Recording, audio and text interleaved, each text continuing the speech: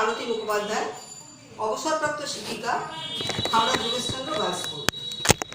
আজ আমি নবম শ্রেণীর ছাত্রছাত্রীদের জন্য একটু অধ্যায় পড়াবো, অ্যাসিড, ক্ষার এবং লবণ। প্রথমে আমি তোমাদের কতগুলো এক্সপেরিমেন্ট দেখিয়ে নেব, তারপর আমি পড়ানোর কাজে যাব।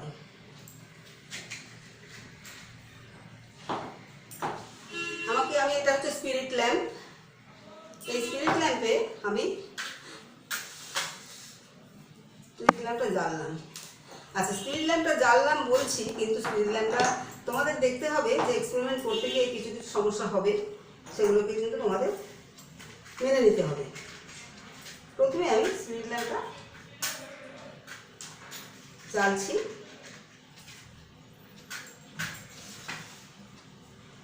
তাতে আমি একটা ম্যাগনেসিয়াম রিবন, তাকে আমি ধরছি। ম্যাগনেসিয়াম রিবনটা ধরে আমি স্পিরিট ল্যাম্পের আগুনে ধরছি। কি দেখা যাচ্ছে দেখো, একটা উজ্জ্বল সাদা শিখায় ম্যাগনেসিয়াম রিবনটা জ্বলতে শুরু করলো। আমি তার ছাইটাকে আমি এই কন্টেনারের মধ্যে নিয়ে নিলাম। এটা হচ্ছে একটা কাঁচের পাত্র, বোঝা গেছে? আচ্ছা, আমি আরেকবার তোমাদের কাছে একটু রিপিট করে দিচ্ছি। সেটা হচ্ছে যে আমি কি করলাম, তোমরা কিন্তু খাতাতে এগুলোকে নোট করবে। যা যা এক্সপেরিমেন্ট করছি আমি খুব ধীরে ধীরেই বলবো, তোমরা কিন্তু নোট করবে। প্রথমে আমি কি করেছিলাম, যে একটা ম্যাগনেসিয়াম রিবন আমি নিয়েছিলাম বা ম্যাগনেসিয়াম ফিতা। এই ম্যাগনেসিয়াম ফিতাটাকে আমি এই স্পিরিট ল্যাম্পে জেলে তার আগুনের শিখায় ধরেছিলাম। কি হলো না, ম্যাগনেসিয়াম রিবনটা উজ্জ্বল সাদা শিখায় জ্বলতে শুরু করলো। তারপর সেই শিখাটিকে যে ছাই উৎপন্ন হলো ওই রিবনটি থেকে, সেটাকে আমি একটা সাদা কাঁচের বাটিতে কালেক্ট করলাম। এবার আমি এর মধ্যে একটু জল ঢেলে দিচ্ছি। বোঝাই যাচ্ছে ম্যাগনেসিয়াম রিবন তোমরা হাতে নিয়ে তোমাদের এখন দেখাবার কোনো স্কোপ নেই, যেটা কাছাকাছি হলে দেখাতাম। এটা কিন্তু মেটাল, তো খুব সফট মেটাল। একটা লোহাকে নিশ্চয়ই এভাবে মাখাতে পারবো না, কিন্তু ম্যাগনেসিয়াম রিবনকে আমি এভাবে মাখাতে পারবো। আর যখন আমি গরম করলাম, গরম করার পরে কি হয়ে গেল, সেটা কিন্তু একটা একদম পাউডার হয়ে গেল। তোমরা দেখো, দেখলে দেখতে পাবে এই গুঁড়ো করা যাচ্ছে। ঠিক আছে, তাহলে একদম আমি গুঁড়ো করে আমি একটুখানি, এটাকে বলে গ্লাস রড, সেই গ্লাস রড দিয়ে আমি এটাকে ভালো করে নেড়ে দিলাম। জলটা ছিল কালারলেস, কিন্তু এখন দেখতে পাচ্ছি কি একটা হেজি ভাব দেখতে পাচ্ছ কি? দেখে নাও, একটা হেজি ভাব দেখা যাচ্ছে। তার মানে যে ম্যাগনেসিয়াম আগুনের শিখায় ধরতে কি করেছে না, বাতাসের অক্সিজেনের সঙ্গে সে বিক্রিয়া করে ম্যাগনেসিয়াম অক্সাইড তৈরি করেছে। এই ম্যাগনেসিয়াম অক্সাইড জলের দ্রাব্য, স্বল্প দ্রাব্য, পুরোপুরি কিন্তু দ্রবীভূত হয় না। পুরোপুরি দ্রবীভূত হলে এই সলিউশনটা কিন্তু হেজি হতো না, এটা কিন্তু একদম ক্লিয়ার হতো। কিন্তু দেখতে পাচ্ছি এটা হেজি। আচ্ছা, এরপর যেটা আমি করবো, তার আগে এটা থাকুক, এটা নিয়ে কিন্তু এক্সপেরিমেন্টটা পুরোটা শেষ হলো না। এটা নিয়ে আমি পরে করবো, কিন্তু তোমরা নোট রাখো, পরে তোমাদের কিন্তু বলতে হবে যে কি হচ্ছে। ঠিক আছে, এবার আমি চলে যাচ্ছি 2 নম্বর এক্সপেরিমেন্টে। কিন্তু 1 নম্বর এক্সপেরিমেন্ট কিন্তু কন্টিনিউ হবে পরে। আচ্ছা, এবার আমি যাচ্ছি যে আমার হাতে 4টে টেস্ট টিউব আছে। আচ্ছা, আমি একটুখানি বোর্ডে লিখছি আমি, তোমরা একটু দেখো। এখানে আমি লিখে রেখেছিলাম। এবার আমি এই বোর্ডে আমি যে এক্সপেরিমেন্টটা করলাম তার একটা কি হলো অন্তত পক্ষে আমি লিখে রেখে দিচ্ছি। আমি কি নিয়েছিলাম, ম্যাগনেসিয়ামের চিহ্ন কি? ম্যাগনেসিয়াম একটা ধাতু, ম্যাগনেসিয়ামের চিহ্ন হচ্ছে Mg। দুটো লেটার থাকলে তোমরা জানো যে ফার্স্টটা হয় ক্যাপিটাল আর সেকেন্ডটা হয় স্মল লেটার। তাকে আমি কি করেছি, তাপ দিয়েছি, স্পিরিট ল্যাম্পের আগুনে তাপ দিয়েছি। সে কিন্তু আর এই ফর্মে ছিল না, হয়ে গেল কি একটা সাদা পাউডার। সেই পাউডারটা কি না, এই বাতাসের অক্সিজেনের সঙ্গে বিক্রিয়া করে তৈরি করেছে ম্যাগনেসিয়াম অক্সাইড। বোঝা গেছে? এখন বলবে নাইট্রোজেনের সঙ্গে করে, আমরা ম্যাগনেসিয়াম নাইট্রাইট নিয়ে আমরা এখন কাজ করবো না। যেটা আমি তোমাদের এক্সপেরিমেন্টে দেখাচ্ছি সেটা হচ্ছে এইটা তৈরি হয়েছে। আমি সমান চিহ্ন দিয়েছি, মানে কি যে এটা সমীকরণ স্থাপন করতে হবে। এখানে কটা ম্যাগনেসিয়াম আছে? একটি, এখানেও একটি, এখানে দুটি, এখানে একটি। তাহলে আমায় কি করতে হবে? এখানে 2 করতে হবে। তাহলে ম্যাগনেসিয়াম মিলে গেল, অক্সিজেনও মিলে গেল। কি ম্যাগনেসিয়াম মিলেছে? তোমরা এখানে কাছে থাকলে দেখতে পেতে মিলেনি, ম্যাগনেসিয়ামে 2 বসিয়ে দিলাম। তাহলে এটা একটা ব্যালেন্সড ইকুয়েশন হলো বা সমাধান সমীকরণ তৈরি হলো। ঠিক আছে, এইটাকে নিয়ে আমি পরে কাজ করবো, এটা থাকুক। এরপরে এরপরে আমি যে এক্সপেরিমেন্টটা করছি সেটা হচ্ছে আমার হাতে 4টে টেস্ট টিউব আছে, এগুলোকে বলে পরীক্ষা নল। তোমরা নিশ্চয়ই দেখতে পাচ্ছ। এতে কিছুটা বর্ণহীন তরল পদার্থ আছে। 2 নম্বর পরীক্ষা নলে সেখানেও একটি বর্ণহীন পদার্থ আছে, তরল পদার্থ আছে। 3 নম্বর পরীক্ষা নলেও কি আছে? একটি বর্ণহীন তরল পদার্থ। এবং 4 নম্বর পরীক্ষা নলেও আছে একটি বর্ণহীন তরল পদার্থ। তাহলে 4টি তরল পদার্থ রয়েছে, 4টি হচ্ছে কি বর্ণহীন। 1 নম্বর, 2 নম্বর, 3 নম্বর, 4 নম্বর। এখন এই 4টি পদার্থকে নিয়ে আমি একটুখানি পরীক্ষা করব। আর আমার কাছে কি আছে না, ফেনপথ্যালিন একটি, এটাও একটি কালারলেস, তোমরা দেখতে পাচ্ছ নিশ্চয়ই, যেটা কালারলেস বর্ণহীন। শিশির মধ্যে দিয়ে দেখো, তাহলে এটাও বর্ণহীন একটি পদার্থ, তরল পদার্থ। এই বর্ণহীন তরল পদার্থ আমি কি করছি তোমরা খুব মন দিয়ে দেখো। আমি প্রথম টেস্ট টিউবে দিলাম 1 ফোঁটা। কিছু বোঝা যাচ্ছে? বোঝা যাচ্ছে? একটু হেজি হলো, আর কিছুই নয়, তাই তো? দেখো তরলটা, হ্যাঁ, আবার সেট করে দিতে, কিন্তু নাড়িয়ে দিতে কি হলো, আবার চলেও গেল। তাহলে বর্ণের বিশেষ কোনো পরিবর্তন হলো না, একটা হেজি ভাব হলো এবং সেটা চলেও যাচ্ছে। 2 নম্বর পরীক্ষা নলে আমি কি দিচ্ছি? এই একই ফেনপথ্যালিন দিচ্ছি। কি হলো? সুন্দর একটা গোলাপি বা বেগুনি যাই বলো না কেন, একটা রং তৈরি হলো। দেখা যাচ্ছে তো রংটা? তাহলে এটাতে ওই ফেনপথ্যালিন দিয়েছি, কিছু হয়নি, একটু হেজি ভাব হয়েছিল, তাও নাড়িয়ে দিলে চলে যাচ্ছে। আর এটাতে হচ্ছে কি যে এটা একটু বেগুনি কালার হচ্ছে। 3 নম্বরে এবার আমি কি করছি, 3 নম্বর থেকে 3 নম্বরে যে বর্ণহীন তরলটা ছিল সেইটা আমি এর মধ্যে ঢেলে দিচ্ছি।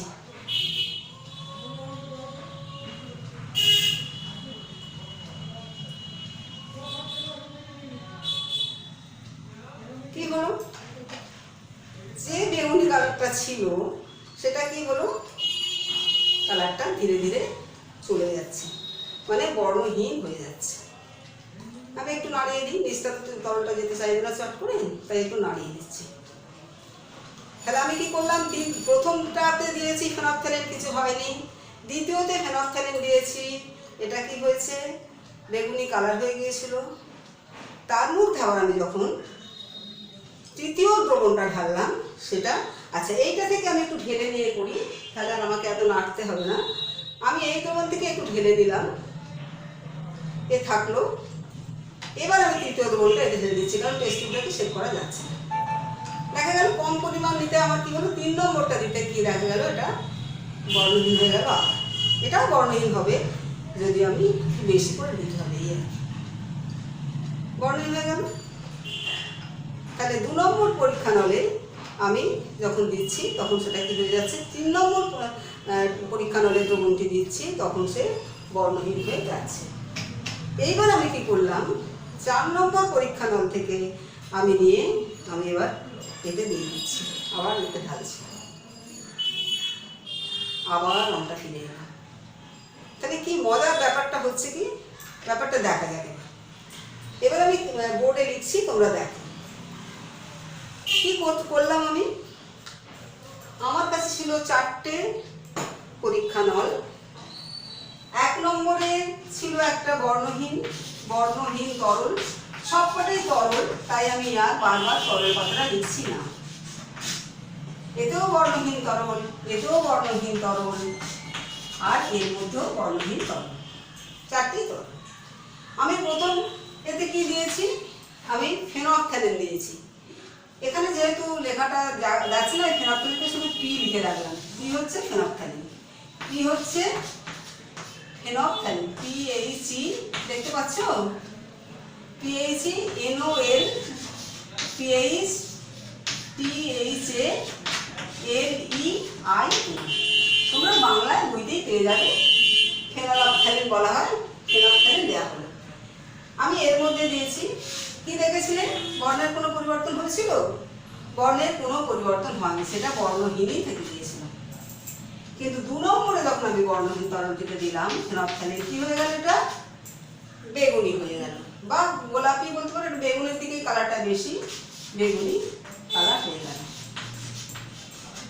এইবার আমি কি করেছি? 3 নম্বরে ওই বর্ণহীন দ্রবণটিকে এই 2 নম্বরে ঢেলে দিয়েছি। তখন কি হয়ে গেল? আবার বর্ণহীন হয়ে গেল। 3 নম্বরটা যে এখানে দিলাম, তাহলে এটা কি হয়ে গেল? এইটা হয়ে গেল কি, এই দ্রবণটা হয়ে গেল বর্ণহীন। কি কারণে হলো? না, আমি 3 নম্বর দ্রবণটিকে 2 নম্বরের মধ্যে ঢেলে দিয়েছি। এরপর কি করলাম? 4 নম্বরের বর্ণহীন তরলটিকে আবার এই বর্ণহীনের মধ্যে ঢেলে দিলাম।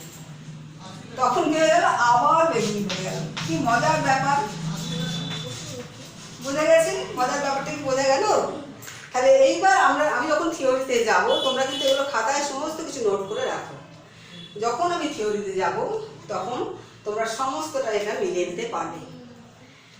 আচ্ছা, এরপরে তুমি খাতায় তোমরা নোট করে নাও। হ্যাঁ, আমার সামনে একজন ক্লাস 9-এর স্টুডেন্ট বসে আছে। এখন যেহেতু করোনা ভাইরাসের জন্য বাইরে বেরোনো যাচ্ছে না, তাই আমাদের বাড়িতে একটু অনলাইনেই পড়াশোনা করতে হচ্ছে। আচ্ছা, তুমি বসে লিখে নাও। তাহলে এবার আমি যাই, তোমরা লেখো। আমি তার মধ্যে একটুখানি একটা প্রিপারেশন করে নিই যে আমার কাছে আমি দেখতে পাচ্ছি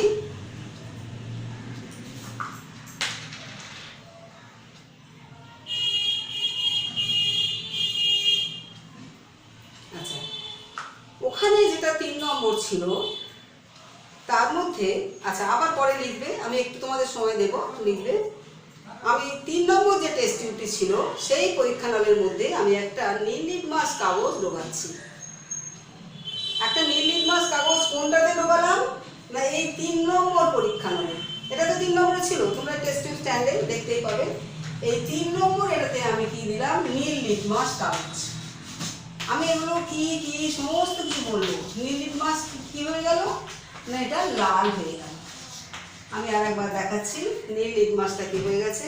আমি 3 নম্বর পরীক্ষা নলে যখন দিয়েছি সেটা লাল হয়ে গেছে। আমি আর একটা দিচ্ছি, এবার দেখো, বলে দেওয়ার পর আমি দিচ্ছি। আমি নীল লিটমাসের এগুলো যখন আমরা অনলাইনে না করে আমরা অফলাইনে করি, মানে ক্লাসরুমে করি, তখন তোমরা নিজেরাই হাতে করে করতে পারো।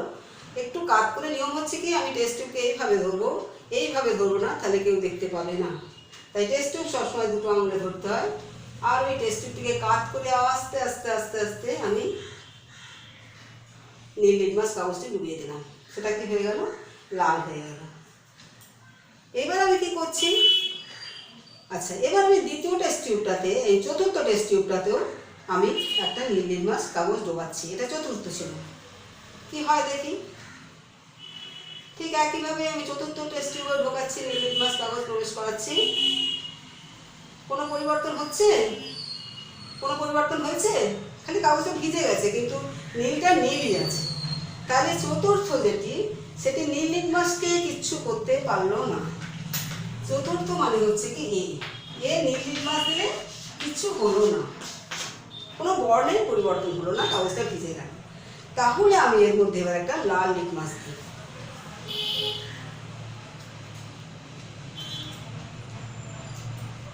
লাল লিটমাস দিয়ে দেখি কি হয়।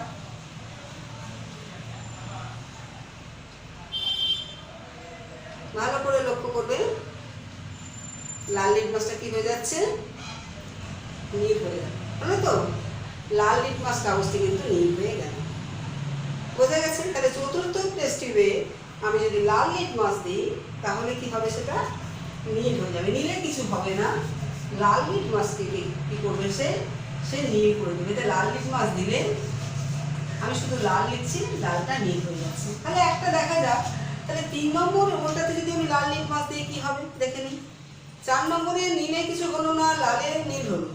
আর এখানে নীলটাকে লাল করেছিল, তাহলে লাল একটা দিয়ে দেখি কিছু হয় কিনা। 3 নম্বর টেস্ট টিউবে কিন্তু আমি যাচ্ছি, এখানে আমি লাল পরীক্ষাটা নিয়ে যাচ্ছি, দেখা যাক কিছু হয় কিনা। কিছু হলো? এখানে আবার শুধু ভিজে যাচ্ছে। যাচ্ছে কিন্তু কোন পরিবর্তন হলো না। তাহলে অনেকগুলো ব্যাপার ঘটেছে, আমি সেইগুলোর ব্যাখ্যাতে যাই। তার মাঝখানে একটা কাজ একটু করে নেব, যে কাজটা করে রাখলে তোমাদেরই পরে সময়টি কম লাগবে। খুব বেশিক্ষণ ধরে তো এই সমস্ত কতক্ষণ আর দেখবে অনলাইনে। তো তার জন্য আমাকে যেটা করতে হবে, আমি একদম প্রথম দিকে তোমাদের কি করেছিলাম না, একটা ম্যাগনেসিয়াম রিবনকে আমি আঙুলের শিখায় ধরেছিলাম, সেটা সাদা ছাইয়ে পরিণত হয়েছিল।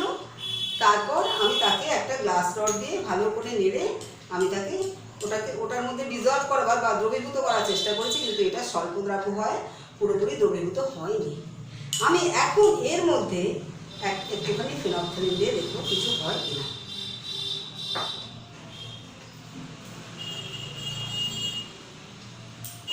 আমি ফেনফথেলিন দিচ্ছি এইটার মধ্যে, ওই ম্যাগনেসিয়াম। কি হলো, এ আবার সেই ওইখানে যেটা হয়েছিল বেগুনি ফেনফথেলিন দিতে ঠিক সেই রং এসে গেল। তাহলে বোঝা যাচ্ছে রসায়ন কত মজার জিনিস, খুব কালারফুল। কেমিস্ট্রিকে বলা হয় কালারফুল সায়েন্স। দেখো এই কালারটা খুব সুন্দর একটা কালার এসে গেছে।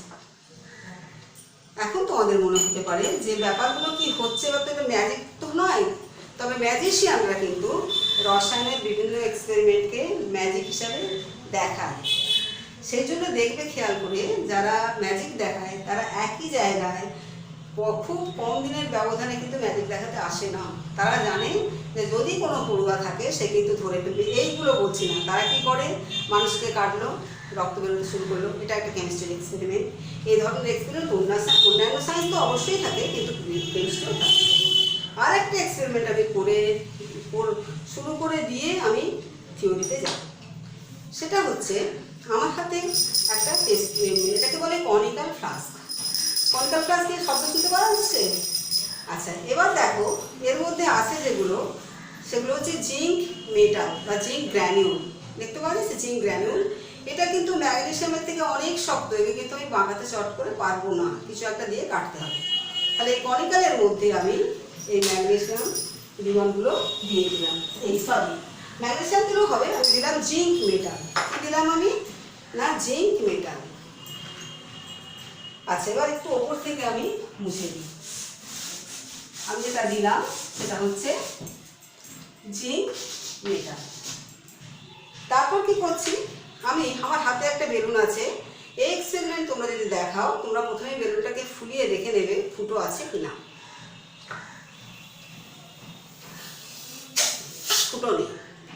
তারপর আমি কি করছি, আমি এই কনিক্যাল ফ্লাস্কের মধ্যে লঘু সালফিউরিক অ্যাসিড ঢেলে দিচ্ছি।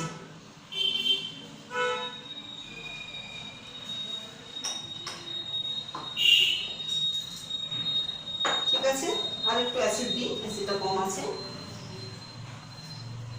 আর একটু অ্যাসিড দিয়ে দিলাম।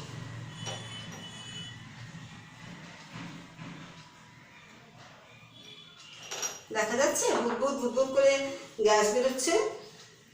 আমি এইটাকে এর মাঝখানে দিয়ে দিই।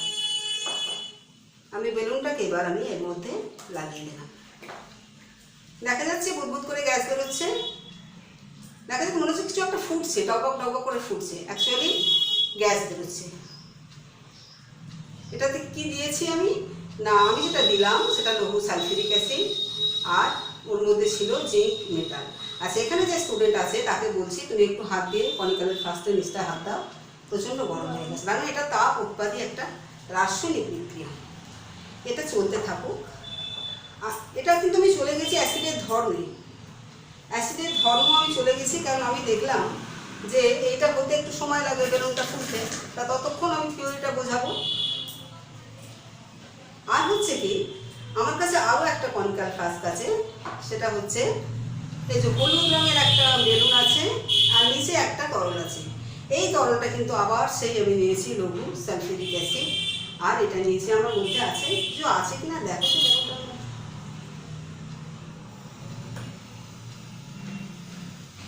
কি হলো, বেলুনটা ফুলতে শুরু করলো। তা বেলুনকে কে ফোলাচ্ছে? আমরা তো মুখ দিয়ে বেলুন ফোলাই। তাহলে এই বেলুনটা ফুলতে শুরু করলো। তাহলে ওখানে যখন আমি দিয়েছি, এখানে দিয়েছি কি আমি একটু লিখে দিই, তারপরে আমি পড়ানোতে যাব। এখানে ছিল জিঙ্ক প্লাস সালফিউরিক অ্যাসিড আমি ফর্মুলায় লিখছি লৌহ। আর এখানে কি ছিল, এখানে সালফিউরিক অ্যাসিড আছে, কিন্তু তার সঙ্গে আছে কি না সোডিয়াম বাইকার্বনেট দিয়েছি, সোডিয়াম বাইকার্বনেট আর সালফিউরিক অ্যাসিড। ঠিক আছে, থাকুক। ওই বেলুনটা দেখতে পাচ্ছ ভীষণভাবে ফুলে যাচ্ছে, কন্টেনারটাও ভীষণ গরম হয়ে যাচ্ছে। এবার আমি যাব থিওরি পোর্শনে, বোঝা গেছে? তাহলে আমি যাই, আমি প্রথম থেকে যে যে কাজগুলো করেছি সেই কাজগুলোতে একটুখানি ব্যাখ্যা করি, তারপরে আমি তোমাদের অ্যাসিডগুলো শনাক্তকরণ খুব বেশি গুরুত্বপূর্ণ তো বটেই, কিন্তু দেখি সেটা কতক্ষণ সময় লাগে। আচ্ছা, এরপরে আমি যাচ্ছি থিওরিতে যাচ্ছি। তাই কী করলাম এক্সপেরিমেন্টগুলো আমি এবার একটু বোর্ডটা মুছছি, এই জায়গাটা একটু মুছে দিলাম, এইটা আমার লেখা আছে, এই জায়গাটা আমি এই জায়গাটা মুছলাম। এটাকে আমি আস্তে আস্তে আবার বলে দেবো কী হয়েছিল কী হবে, তোমাদের খাতায় তো লেখা আছে, এবার একটু খাতায় নোট করো। ততক্ষণ আমি বোর্ডটাকে পরিষ্কার করি, তোমরা তোমাদের খাতায় নোট করে নাও কী করা হলো, তুমিও নোট করে নাও। এরপরে আমি যাচ্ছি, তোমার চেয়ারটা তুমি ওইদিকে করে নাও, তাহলে তোমার ও একটা ভিডিও করছে, তাহলে ওর পরে ওটা দেখে নিতে ওর সুবিধে হবে। তো এবার আমি যাচ্ছি, এই বিক্রিয়াটা একটা করেছিলাম, প্রথম দিকে একটা বিক্রিয়া করেছিলাম, এগুলো এই দিকটা একটু সরিয়ে রাখলাম।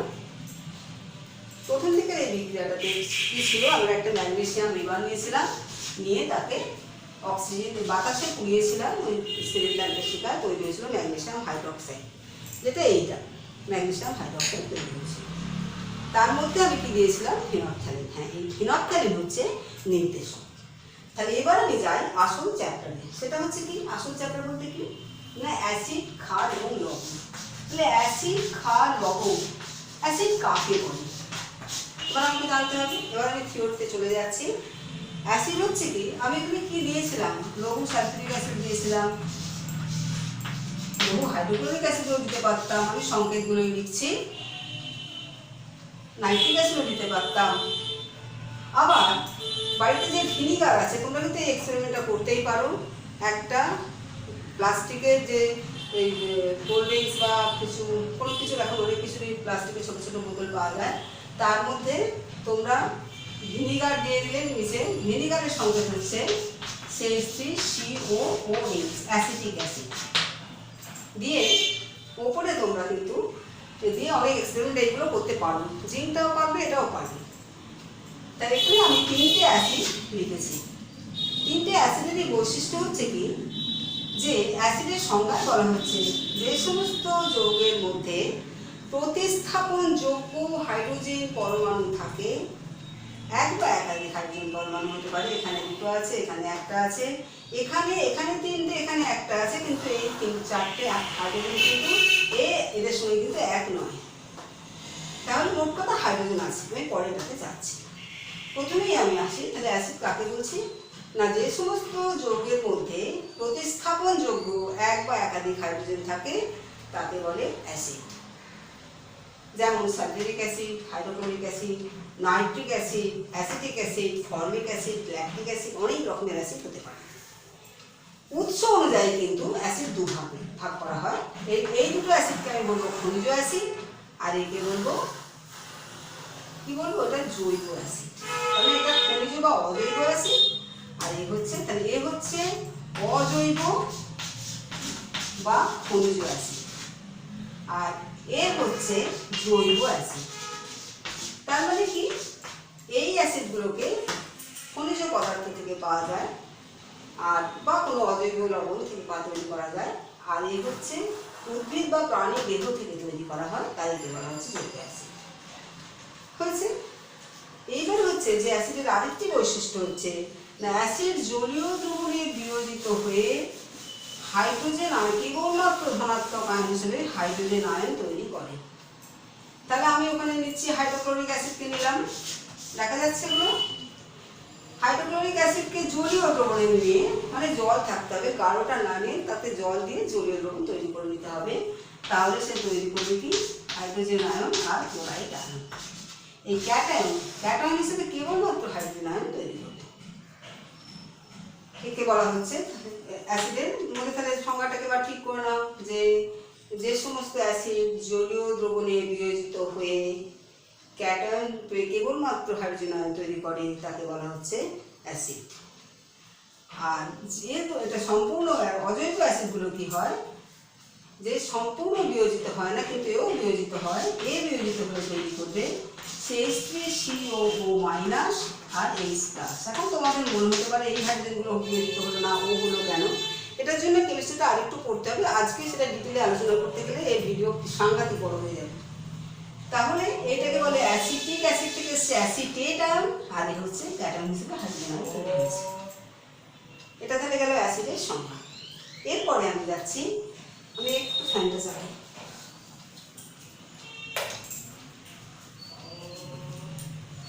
চ্যাপ্টারটা কি ছিল? অ্যাসিড, ক্ষার, লবণ। তাহলে অ্যাসিড আশা করি বোঝা গেছে, খাতায় নিজেদের মতন করে কিন্তু নিজেরা নোট করে নাও। এবার আমি যাচ্ছি ক্ষার কাকে বলবো। এবার বলবো ক্ষার কাকে বলবো। ক্ষার হচ্ছে কি, তুমি একটু সরে এসো। ক্ষার হচ্ছে কি, ক্ষার বলতে গেলে আগে বলতে হবে ক্ষারক। ক্ষারক, তারপরে আমি আসবো ক্ষার। ক্ষারক হচ্ছে কি, যে ধাতুর অক্সাইড বা হাইড্রোক্সাইডকে বলে ক্ষার, যা অ্যাসিডের সঙ্গে বিক্রিয়ায় লবণ এবং জল তৈরি করে, বা কোনো কোনো ক্ষেত্রে সেরকম বলে শুধু লবণ তৈরি করে। তাহলে অ্যাসিড অক্সাইড, ধাতুর অক্সাইড বা হাইড্রোক্সাইড। আমি তাহলে বলতে পারি কিউপ্রিক অক্সাইড, কপার একটা ধাতু, তাহলে ধাতুর অক্সাইড হলো। আবার হাইড্রোক্সাইড আমি নিতে পারি সোডিয়াম হাইড্রোক্সাইড, আরও অনেক কিছু নিতে পারি। বই খুলে দেখবে তোমাদের প্রচুর এক্সাম্পল আছে। তাহলে ধাতুর অক্সাইড বা হাইড্রোক্সাইডকে বলছি আমি ক্ষার। কিন্তু এই ক্ষারক কি হতে পারে, জলের, এগুলো দ্রবগুলোর মধ্যে কেউ কেউ জলে দ্রাব্য হবে, কেউ কেউ জলে দ্রাব্য হবে না। এই কিউপ্রিক অক্সাইড জলে দ্রাব্য নয়, জলে অদ্রাব্য। দ্রাব্য নয়কে আমি অদ্রাব্য বলতে পারি। আর সোডিয়াম হাইড্রোক্সাইড হচ্ছে জলে দ্রাব্য। তাহলে দুটোই ক্ষারক, কিন্তু এরা দুজনকেই কিন্তু আমাদের আরেকটা অন্য নাম দিতে হবে। জলে দ্রাব্য ক্ষারককে বলে ক্ষার। তাহলে এ হলো ক্ষার। সোডিয়াম হাইড্রোক্সাইড হচ্ছে ক্ষারক, অবশ্যই ক্ষারক, কিন্তু তার সঙ্গে এটা আমি বলবো ক্ষার। আর কিউপ্রিক অক্সাইড হচ্ছে কি, জলে অদ্রাব্য ক্ষারক। তাই একে আমি কেবলমাত্র ক্ষারক বলবো, আর একে বলবো ক্ষারক এবং ক্ষার। তাহলে আমি একটা সিদ্ধান্ত নিশ্চয়ই আনতে পারি যে ক্ষার মাত্রাই ক্ষারক, কিন্তু সব ক্ষারক ক্ষার নয়। যারা জলে দ্রবীভূত হবে না তারা ক্ষার হবে না। বোঝা গেছে? তাহলে আমরা এখানে কি করেছি, সোডিয়াম হাইড্রোক্সাইড নিয়েছিলাম, এখানে অ্যামোনিয়াম হাইড্রোক্সাইড হতে পারে NH4OH। এই অ্যামোনিয়াম হাইড্রোক্সাইডের অ্যামোনিয়ামটা হচ্ছে একটা মূলক, দেখতে পাচ্ছেন নিশ্চয়ই। অ্যামোনিয়াম মূলক, ধাতু দ্রবীয় মূলক বলা হয়, কারণ ধাতুগুলো ক্যাটায়ন তৈরি করে। এই মূলকটাও মূলক মানেই কিন্তু সে তার আধান থাকবে, হয় সে ধনাত্মক নয় সে ঋণাত্মক। যেমন নাইট্রেট বলি আমি, নাইট্রেট একটা মূলক। মূলক কাকে বলে সেটা তোমরা কিন্তু পড়ে এসছো ক্লাস 8-এ, বা এর জন্য একটা আলাদা আবার ক্লাস দিতে হয়, এখানে আমি অতটা ডিটেলে যাবো না। তাহলে একে বলবো আমি ধাতু দ্রবীয় মূলক। তাহলে ধাতু বা ধাতু দ্রবীয় মূলক দ্বারা কিন্তু তাদের হাইড্রোক্সাইডকে আমি বলতে পারি ক্ষার, যেমন সোডিয়াম হাইড্রোক্সাইড, অ্যামোনিয়াম হাইড্রোক্সাইড ক্ষার। তাহলে বোঝা গেছে ক্ষার বা ক্ষারক। এইবার আমি যাচ্ছি ওই এক্সপেরিমেন্টগুলোতে, আমি এবার যাচ্ছি পরীক্ষাগুলোকে লিখতে পেরেছি, এগুলো মুছে দিলাম, তোমাদের আশা করি লেখা হয়ে গেছে। এবার আমি বলছি কি, আমি ওখানে নিয়েছিলাম ম্যাগনেসিয়ামকে এক্সপেরিমেন্ট করেছিলাম। ম্যাগনেসিয়াম বিমানকে আমি আগুনে করেছিলাম, ম্যাগনেসিয়াম বিমানটা বলতে শুরু করেছিল সাদা ছায়ে পরিণত হয়েছিল, সাদা ছাই হয়ে গিয়েছিল, মানে গুঁড়ো আর কি, সাদা গুঁড়ো। এইবার হচ্ছে কি, এই সাদা জলের মধ্যে আমি কি দিয়েছিলাম, জল দিয়েছিলাম, জল যোগ করেছিলাম, দিয়ে এই গ্লাস জলটা দিয়ে নাড়িয়েছিলাম, মনে আছে নিশ্চয়ই। এই গ্লাস জলটা দিয়ে আমি ওটাকে নাড়িয়েছিলাম। নাড়াতে কি হয়েছিল, দরজাটাকে একটু বন্ধ করে দাও। আচ্ছা, তাহলে জল দিয়ে চেক করতে কি হয়েছিল, আমি বলেছিলাম জলে স্বল্প দ্রাব্য, পুরোপুরি দ্রবীভূত হয়নি। তাহলে কি, তারপর আমি কি করেছিলাম, তার মধ্যে আমি কি দিয়েছিলাম, ফেনফথ্যালিন নির্দেশক দিয়েছিলাম। এই নির্দেশকটা একটা দিয়েছিলাম। প্রথমে একটা কেজি ছিল সাদা রঙের, আর তারপর কিন্তু এই আবার বেগুনি রঙটা হয়ে গেছে। তাহলে এখানে কি বিক্রিয়া ঘটবে? তাহলে প্রথমেই আসি, ধাতু অক্সিজেনের সঙ্গে বিক্রিয়া করে কি করেছে? ধাতব অক্সাইড।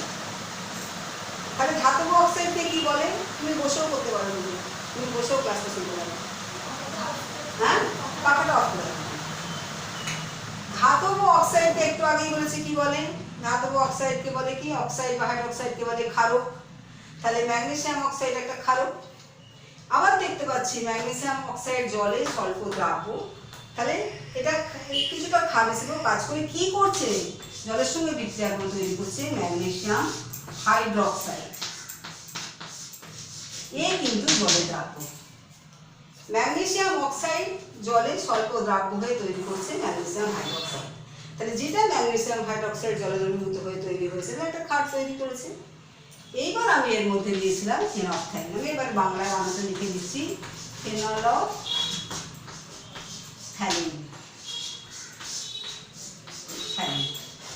এটা এখান থেকে কন্টিনিউশন। কি হয়ে গেছিল? এই বেগুনি কালার হয়ে গেছিল।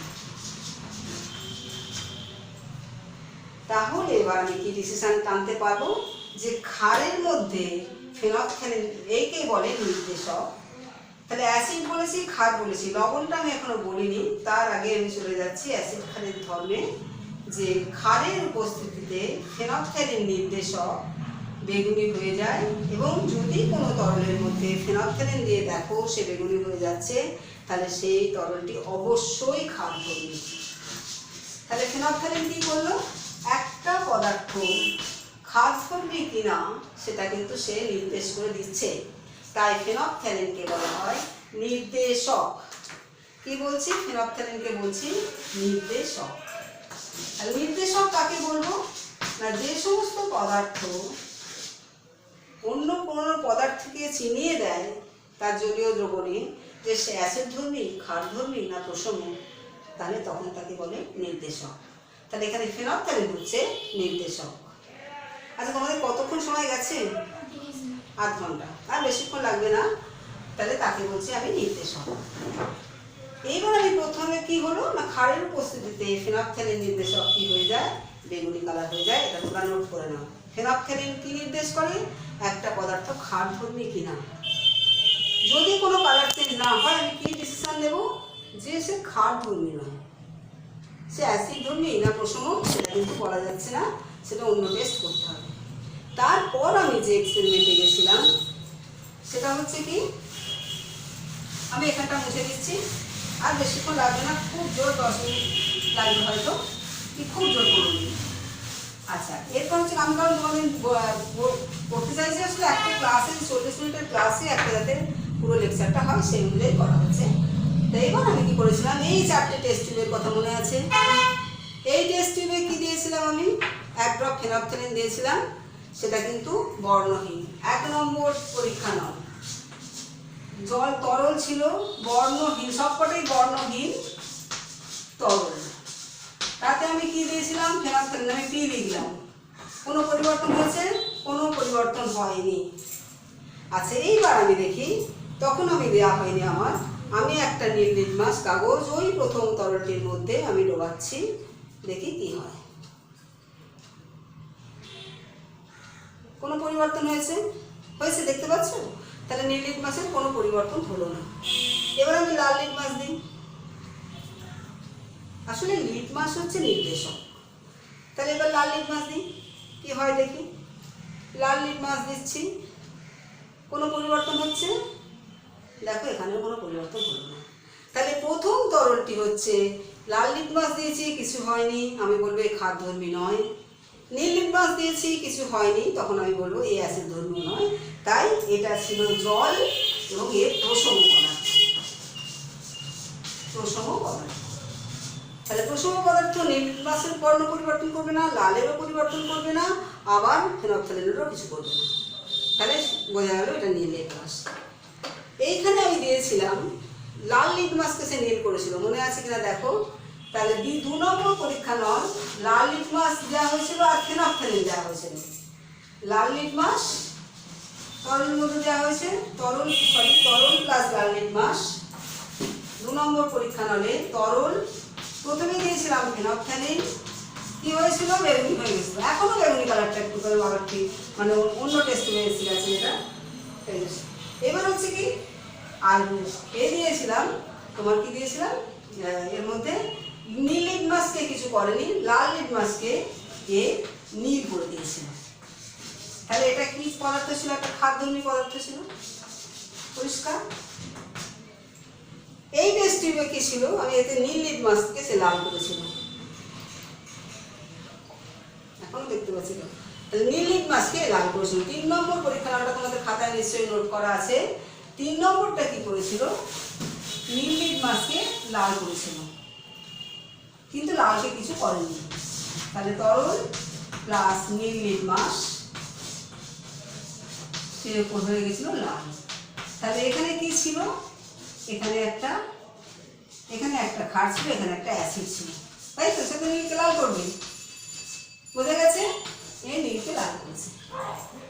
আবার চতুর্থটাতে কি হয়েছিল, চতুর্থটা যখন এর মধ্যে ঢেলে দিয়েছিলাম এই বেগুনির মধ্যে, আবার সে হয়ে গেছিল কি, একটু আগে বর্ণহীন হয়ে গেছিল, বেগুনিটা কি হয়ে গেছিল, এটা দেওয়ার পরে কি হয়েছিল, ফেনফথ্যালিন দেওয়ার পরে এটা বেগুনিটা বর্ণহীন হয়ে গেছিল, সে কিন্তু আবার বর্ণ ফিরে পেয়েছিল। তাহলে কি হয়েছিল, চতুর্থতে কি ছিল, তাহলে নিশ্চয়ই চতুর্থটাতে কি ছিল, আবার ক্ষার ছিল। তখন আমি ক্ষারটা এর মধ্যে ঢেলে দিলাম, সে কিন্তু আবার ওই বেগুনি রং ফিরে এলো, কারণ ওর মধ্যে আগে থেকে ফেনফথ্যালিন হয়ে গেছে। ব্যাপারটা পরিষ্কার? যদি পরিষ্কার না হয়, তোমরা কিন্তু আমার কাছ থেকে ক্লিয়ার করার জন্য আলাদা করে আমার সঙ্গে যোগাযোগ করে নিতে পারো। আমি ফোন নাম্বার লাস্টে বলে দেবো, আমার সঙ্গে যোগাযোগ করতে পারো। যে তাহলে নির্দেশক কাকে বলছি না, যে পদার্থগুলো কোনো একটি পদার্থকে চিনিয়ে দেয় যে স্যাচেট দ্রবী, ক্ষার দ্রবী না প্রথম পদার্থ। তার জন্য আমার কি করতে হবে, অ্যাসিড কী করবে, আমি সমস্ত লিখে দিচ্ছি না, কারণ এগুলো বলতে পাবে। অ্যাসিড কি করবে, নীল লিটমাসকে লাল করবে, লালকে কিছু করবে না, ফেনফথ্যালিনকেও কিছু করবে না। ক্ষার কি করবে না, লাল লিটমাসকে নীল করবে আর ফেনফথ্যালিনকে বেগুনি করে দেবে। তা 4টে পরীক্ষাগারের মধ্যে, তাহলে প্রথমটাতে কি ছিল আমি বলে দিচ্ছি, তোমরা এবার মিলিয়ে নিও, নাহলে নিজেরা একটা এক্সপেরিমেন্টটা করতেই পারো। প্রথমটাতে ছিল জল, দ্বিতীয়তে ছিল সোডিয়াম হাইড্রোক্সাইড, দেখতে পাওয়া যাচ্ছে, তৃতীয়তে ছিল হাইড্রোক্লোরিক অ্যাসিড, আর চতুর্থ ছিল আবার সোডিয়াম হাইড্রোক্সাইড। তাই এতে জলের লিটমাসে কিছু হয়নি, এ লালকে নীল করেছে, এই নীলকে লাল করেছে, এই লালকে নীল করেছে। আর এর মধ্যে ফেনফথ্যালিন কি করে দিয়েছিল, বেগুনি করে দিয়েছিল, কিন্তু যেই একে ঢাললাম সে তো আবার অ্যাসিড আর ক্ষার বিক্রিয়া করে কিন্তু কি তৈরি করলো, যাতে করে সে আবার প্রশ্ন হয়ে গেল। হ্যাঁ, এখানে হচ্ছে অ্যাসিড আর ক্ষার বিক্রিয়া করে তৈরি করে লবণ এবং জল, সোডিয়াম ক্লোরাইড আর H2O। এই হচ্ছে প্রথম পদার্থ, তাই ও বর্ণহীন হয়ে গেছিল। আবার যে চতুর্থটা ঢেলে দিলাম, আবার সেই ফেনফথ্যালিন আগে থাকতে ছিল, আবার বেগুনি হয়ে গেল, আর অ্যাসিড তো নীল লিটমাসকে লাল করবে। তাহলে এই 2 নম্বর টেস্ট টিউবটার পরীক্ষাটা কিন্তু ভালো করে বুঝে নেবে, কারণ এইগুলো সিম্পল একটা করেই ছিল, কিন্তু এখানে সোডিয়াম হাইড্রোক্সাইড, এখানে সোডিয়াম, আগে সোডিয়াম হাইড্রোক্সাইড, পরে এসেছিল আবার সোডিয়াম হাইড্রোক্সাইড, তাই 4টে পরীক্ষা হয়ে গেছে। এটা গেল তলের অ্যাসিডের ধর্মটা গেল। তারপরে আমি করেছিলাম 2টো পরীক্ষা, যে একটাতে আমি কি করেছিলাম এবার আমি বলে দিই, যে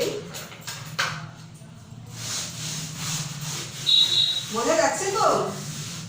আসলে আমি বারবার বলছি যে এখন এইগুলো যখন আমরা ক্লাস নিয়ে করি, এইগুলো দেখিয়ে, এটা তো একটা ক্লাস পরপর 2টো ক্লাস নিয়ে করতে হয়, যাতে করে ছেলেমেয়েরা নিজে হাতে করে করতে পারে। তো এখানে আমি 2টো ছিল, একটা সবুজ বেলুন আর একটা হচ্ছে হলুদ বেলুন।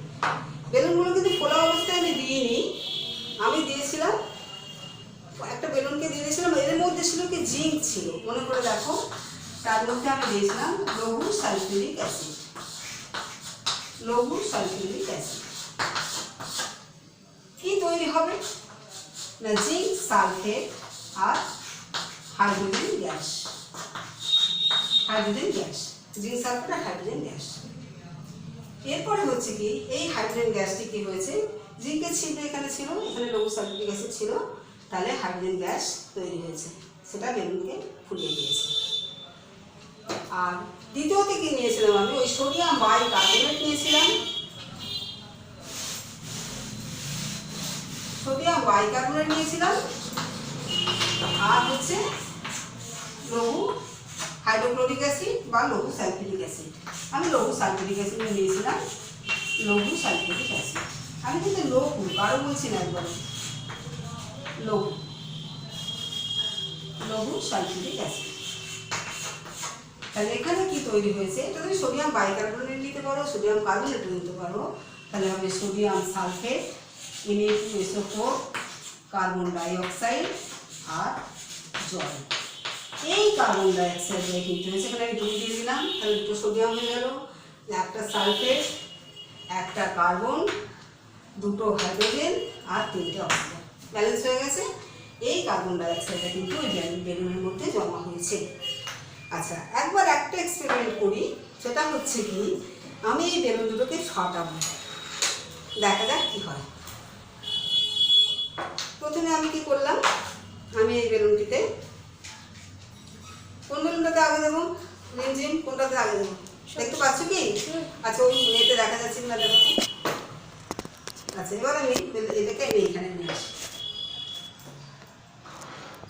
আমি এবার কি করছি, আমি এই দুটো বেলুনেই আমি কিন্তু আগুন লাগাচ্ছি। হয়েছে? এই দেখো, এটা অনেকদিন ব্যবহার করা হয়।